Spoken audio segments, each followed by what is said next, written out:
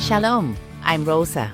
We're continuing our series on living the Shema in loving your neighbor as yourself. The understanding of neighbor is now narrowed down to one another. Today's topic is love one another as I have loved you.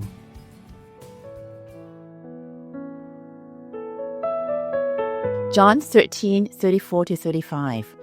A new commandment I give to you, that you love one another just as I have loved you.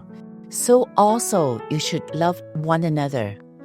By this, all will know that you are my disciples, if you have love among one another. These are Jesus' words to his disciples during the Last Supper, on the night before he went to the cross. This translation is close to the interlinear, and it captures the original Greek sentence structure. To study these verses effectively, let's begin by diagramming the sentences so that we can visualize the main focus of the passage. Sentence diagramming is a powerful tool for Bible study, enabling us to see the structure and the theme of the text with greater clarity. Once the sentences are broken up into diagram format, the main clauses and subordinate clauses and modifying clauses become remarkably clear. From there, the central subject of the passage stands out with surprising sharpness. I've left the main clauses in place and removed all the modifying clauses. Now, the main subject of the passage stands out clearly. The main theme is the new commandment Jesus gives to his disciples. A new commandment I give to you. And by this, that is, by living out this new commandment, all, that is everyone, will recognize these are Jesus' disciples. People will know who have truly been with Jesus. What a powerful witness this is to the world. True evangelism begins right here, by obeying this new commandment given to us by Jesus. Let's go through these two verses step by step. It begins with Jesus' words, a new commandment that I give to you. Jesus is speaking something very profound and unexpected to his disciples, a truth they had not heard from him before. This is why he calls it new. And what is the new commandment? That you love one another. Today we are very familiar with these words, but for the disciples, this was the very first time Jesus spoke to them about loving one another. And Jesus chose to reveal this new commandment during the Last Supper in the final hours of his earthly life. Interestingly, when we search through Jesus' teaching, he does not talk about love as frequently as we might assume. The noun form, which is agape in Greek, appears only 8 times in Jesus' recorded teaching, and 6 times are found in the Gospel of John. And even more striking, 5 of these 6 times occur during the Last Supper found in John chapters 13-17. Clearly, Jesus is saying something profoundly important in his farewell words to his disciples. The verb form, which is agapao in Greek, occurs a little over 40 times in Jesus' teaching. And again, many of these occurrences are concentrated in the Last Supper discourse. And in this new commandment, Jesus goes even further. He gives a standard of this love, just as I have loved you. So when the disciples heard these words, love one another, it must have struck them with surprise. Jesus was not repeating the familiar command from the law to love your neighbor. He was giving them something new, to love one another in the way Jesus himself had loved them. Well, after setting the standard of love, Jesus repeats the command again. So also you should love one another. Why is this command to love one another so central? Because the very next verse begins with the words, by this. By obeying the new commandment of loving one another, something remarkable takes place. Then comes the main clause, all, that is, all men, will know that you are my disciples. How will the world recognize the followers of Jesus? The condition is clear. If you have love among one another. This verse echoes the command Jesus has just given. It is not merely about hearing his words, but about living them, putting the new commandment into practice in everyday life. The love shared among the disciples become the visible mark of belonging to Christ, and that they are Jesus' disciples. So obeying the new commandment is not optional or secondary.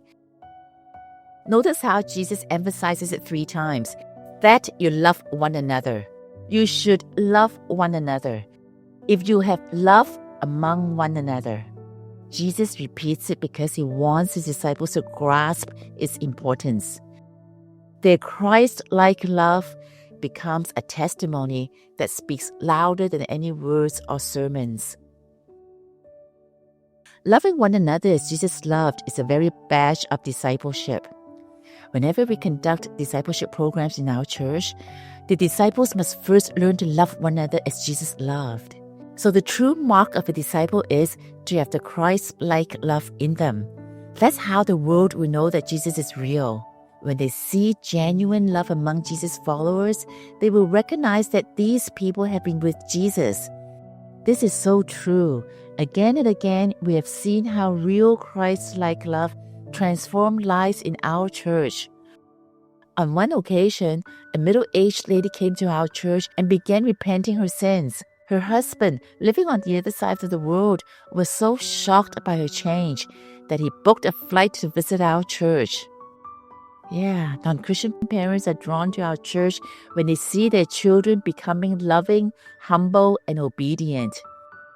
When genuine love is practiced among Jesus' followers, the world cannot ignore us.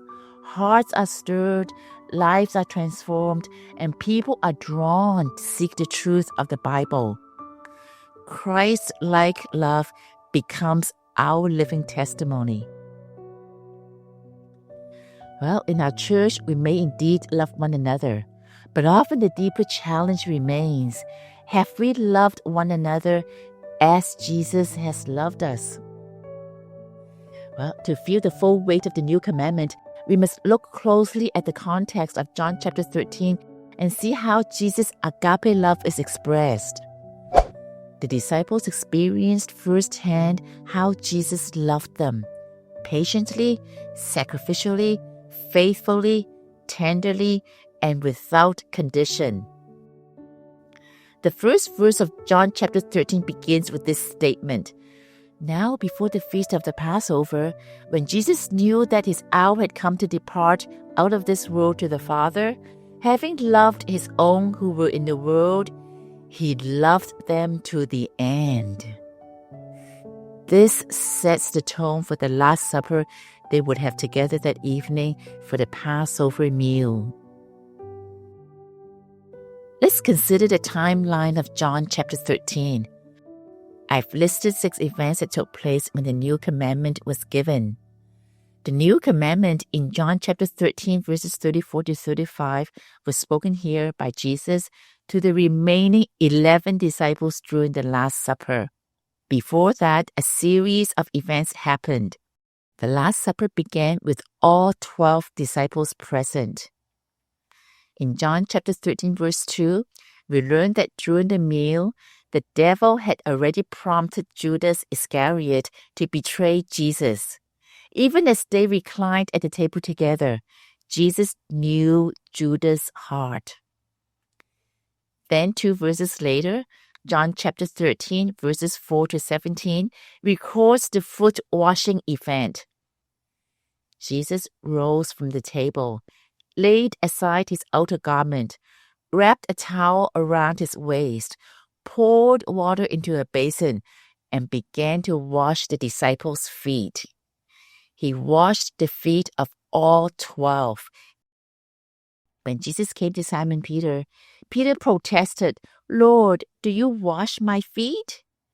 Jesus replied, What I am doing you do not understand now, but afterward you will understand.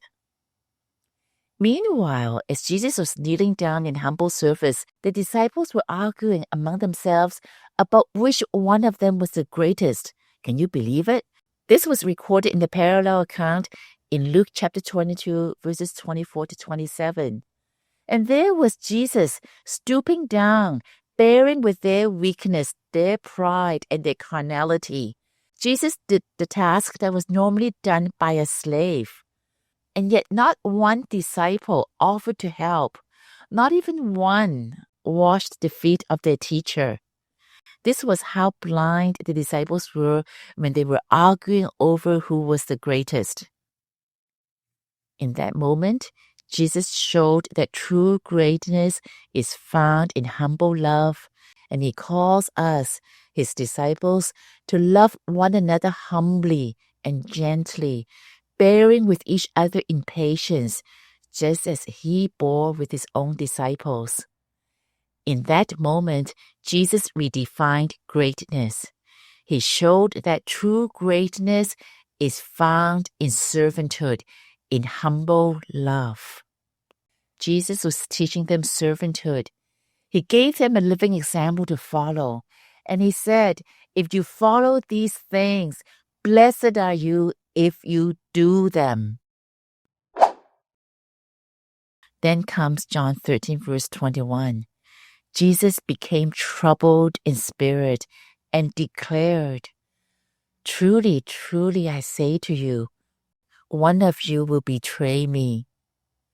In the section that follows, John chapter 13, verses 21 to 29, Jesus identified Judas as a betrayer. Yet even here, Jesus' love extended to the one who would turn against him. Then in John chapter 13, verse 30, Judas left the room. It is at this moment, after Judas has gone out, that Jesus turned to the remaining 11 and gave them this defining commandment. A new commandment I give to you, that you love one another as I have loved you.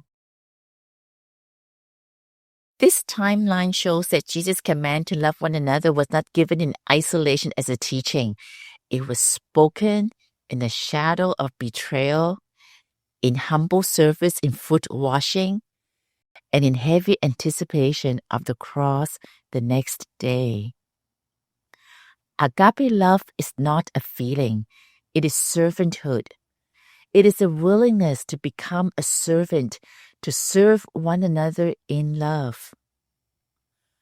Paul exhorts the Galatian church in the same spirit. Galatians chapter 5:13. Through love, be servants to one another. Just like Christ acted in humble love, so through love, we are also called to become servants to one another in the church. Paul gives a similar exhortation to the Ephesian church, emphasizing humility as the expression of love. Ephesians 4:2. With all humility and gentleness, with patience, bearing with one another in love. This is exactly how Jesus loved his disciples. With humility and gentleness, he stooped down to wash their feet. Imagine the patience of Jesus washing the feet of all 12 disciples one by one. It must have taken at least half an hour. Let us learn from Jesus to be servants to one another.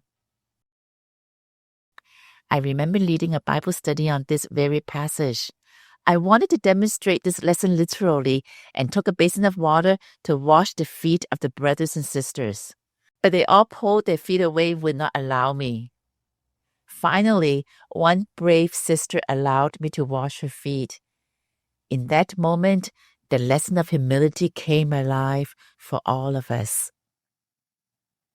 Well, this act of Jesus washing the disciples' feet is not meant to be repeated as a ritual. It's a living picture of the attitude that we must cultivate and ask God to transform our inner man. It is a call to humble ourselves in love, to choose to serve, to stoop low, to love patiently. Let us be servants, putting others first, considering them more important than ourselves, and loving them gently, as Christ loves us. Brother, sister, take my hand. We'll walk together through this land. Hearts uniting as we go. Love the seed we strive to sow. Let me be your servant true. Let me be as Christ to you. May I have the grace to see you as Christ would see me. When you stumble, I will stay. Guide your steps along the way. In your joy I'll share the light. In your sorrow hold you tight.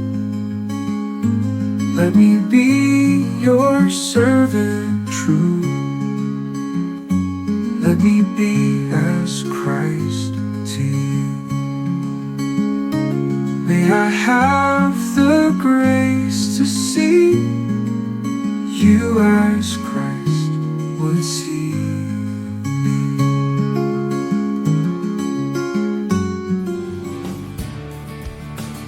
Shalom, I'm Rosa. There's so much richness in this passage, and we don't want to rush through it. Next week, we will take a closer look at why Jesus calls this a new commandment.